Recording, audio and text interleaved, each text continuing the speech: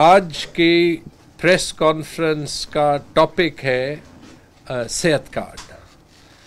और सेहत कार्ड पे हम सिर्फ पब्लिक करना चाहते थे जो एक वादा किया था कि सेहत कार्ड की शफाफियत के लिए एक थर्ड पार्टी ऑडिट होगा और उस थर्ड पार्टी ऑडिट के रिजल्ट्स हम पब्लिक करेंगे। इत्तेफाकन आज स्टेट लाइफ के चेयरमैन भी यहाँ पे आए हैं और मैं स्टेट लाइफ के चेयरमैन शोएब हुसैन साहब की और उनकी टीम का बहुत बहुत शुक्रिया अदा करता हूँ कि उन्होंने हमारे साथ ये पिछला जो नवंबर 2020 से ख़ास तौर पे जो यूनिवर्सल हेल्थ कवरेज का मरहला शुरू हुआ उसमें उन्होंने सपोर्ट किया।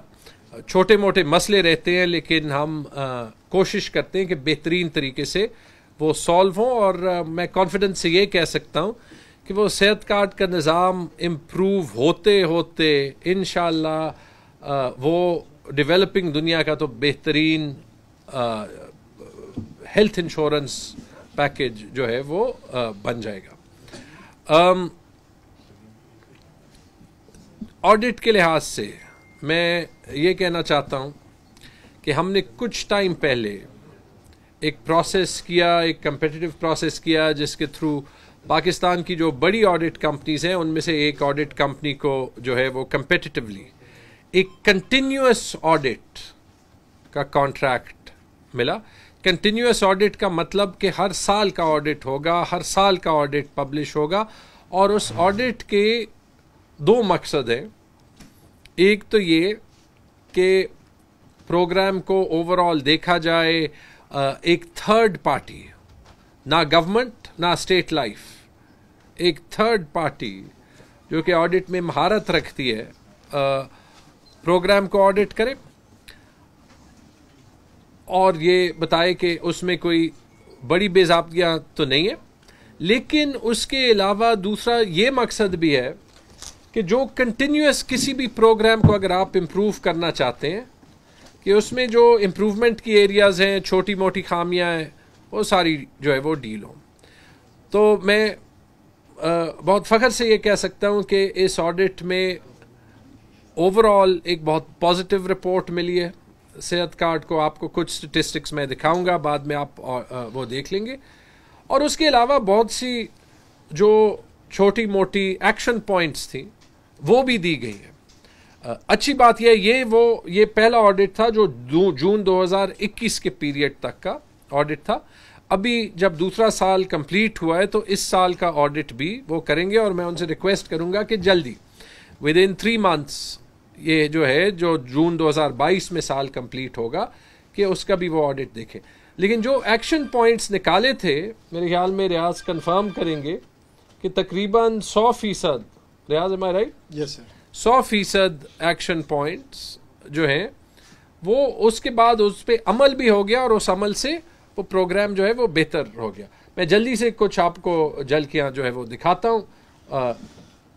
ठीक है, नेक्स्ट।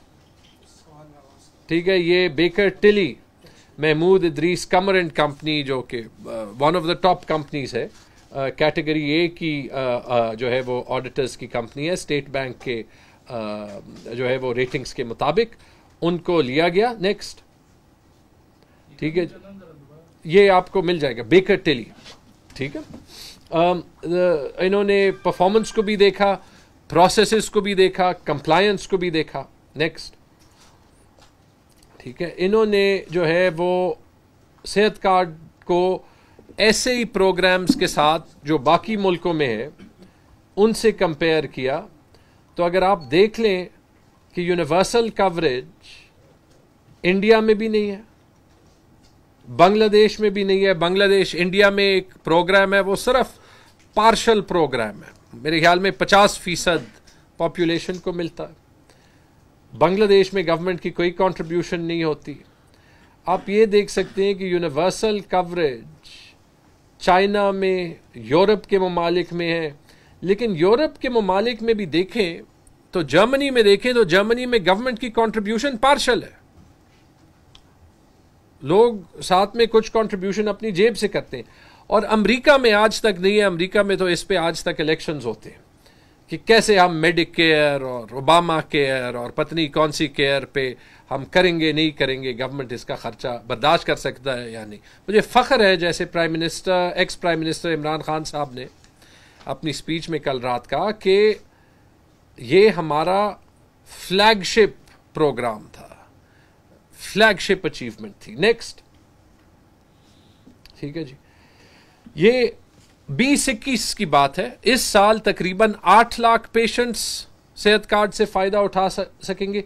2021 जो पहला साल था, 2,09,000 patients, 17,000 cardiac procedures, 10 kidney transplants, 1,650 लोगों को regular dialysis services, 7,500 plus oncology procedures. Next, ये कुछ फाइंडिंग्स हैं कि उस साल यूटिलाइजेशन 52% थी। इस साल 21-22 में तकरीबन 100% फंडिंग की यूटिलाइजेशन होगी।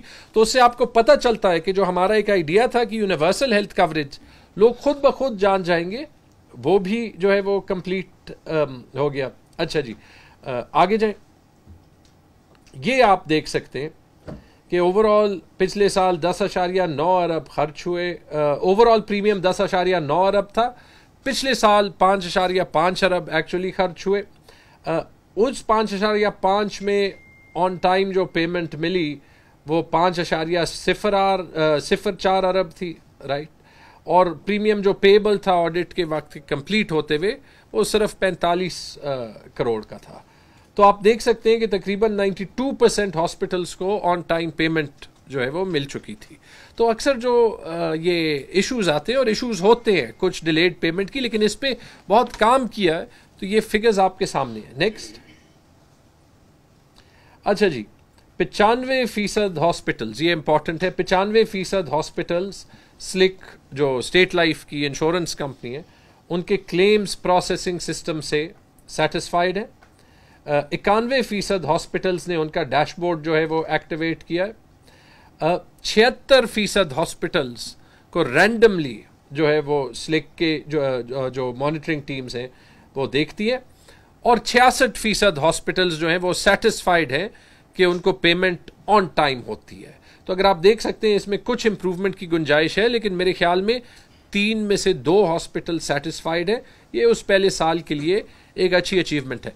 इससे ज़्यादा इंपॉर्टेंट चीज़ ये कि ये सारे इंडिकेटर्स ट्रैक करते करते हम इंशाअल्लाह अपने सिस्टम को हर साल और भी बेहतर बनाते जा सकेंगे, और ये सारा डेटा आपके सामने हम हर साल जो है वो रख सकेंगे। नेक्स्ट,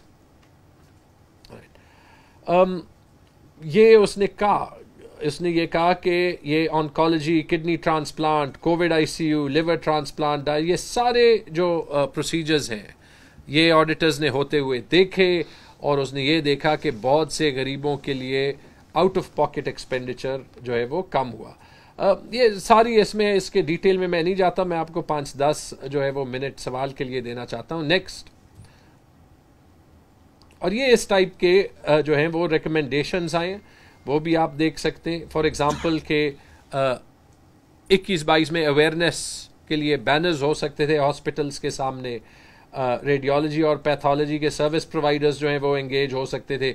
ये सारी ऑडिट की फिर जो एक्शन पॉइंट्स से ये लिए गए, इन पे एक्शन किया गया कि 24/7 जो है वो अवेलेबिलिटी होनी चाहिए लोकल फार्मेसी की, उस पर अभी बहुत काम हुआ है। जो आउट ऑफ पॉकेट एक्सपेंडिचर 1-2 जगह दिया जाता था कि उसके लिए एक मैकेनिज्म जो है वो बनाया जाए। तो बहुत से ऐसे जो है आप देख सकते हैं कि किस टाइप के ऑपरेशनल इम्प्रूवमेंट की सजेशंस दी गई हैं जिन पे फिर काम हुआ, और ये हम तकरीबन हर 3 महीने बाद स्टेट लाइफ के साथ मीटिंग करते हैं। जो हमें गैप्स नज़र आते हैं उन पे हम जो है वो बात करते हैं। नेक्स्ट, ई क्लेम्स प्रोसेसिंग की एक तजवीज़ दी गई थी, जो मुझे खुशी है कि अभी स्टेट लाइफ कह रहा है कि 3 हॉस्पिटल्स में, सर कहाँ पे, स्वात, एबटाबाद और पेशावर के स्वात, एबटाबाद और पेशावर के हॉस्पिटल्स में अभी ई क्लेम पायलट हो रहा है। इंशाल्लाह हर जगह हम ई क्लेम पे जो है वो जाएंगे। तो ये सारी जो है, अब फॉर एग्जांपल एक बड़ी अच्छी तजवीज़ है कि नादरा के साथ कोऑर्डिनेट करके जो पेशेंट्स डिस्चार्ज हों उन्हें 1 हफ्ते के अंदर फ़ोन हो जिस पे जो है वो काम हो रहा है। नेक्स्ट, सिटीजन्स परसेप्शन सर्वे भी इसके साथ एक हुआ, जिसमें 97% रिस्पोंडेंट्स ने यह कहा कि सेहत कार्ड एक बहुत अच्छा इनिशिएटिव है। 96% लोगों ने यह कहा कि सेहत कार्ड ने उनका हेल्थ पे आउट ऑफ पॉकेट एक्सपेंडिचर कम कर दिया। 94% लोगों ने यह कहा कि उनकी हेल्थ केयर को, सेहत की सहूलियात को, एक्सेसिबिलिटी बेहतर हो गई है। नेक्स्ट, और इसमें यह भी ओवरऑल सेटिस्फैक्शन 95%। स्टाफ बिहेवियर पे 94% लोग जो है वो सेटिस्फाइड थे। इसमें एक मज़े की बात यह है, आजकल के मीडिया के ज़माने में, जो सोशल मीडिया के ज़माने में, ये मैं तनकीद के तौर पे नहीं कह रहा कि कभी कभी मेरे मीडिया के दोस्त जो है वो हो जाते हैं, आजकल के मीडिया के ज़माने में जो बंदा जो है वो डिससेटिस्फाइड होता है, वो आपको ऑब्वियसली, और उसका राइट होता है कि वो बताए कि मैं इस सर्विस से डिससेटिस्फाइड हूँ। जो साइलेंट मेजॉरिटी सेटिस्फाइड होती है, उसको आपको कोई तरीका ढूंढना पड़ता है मेजर करने के लिए। तो 94% लोग स्टाफ बिहेवियर से सेटिस्फाइड थे। 94% लोग स्टाफ बिहेवियर ड्यूरिंग ट्रीटमेंट से सेटिस्फाइड थे।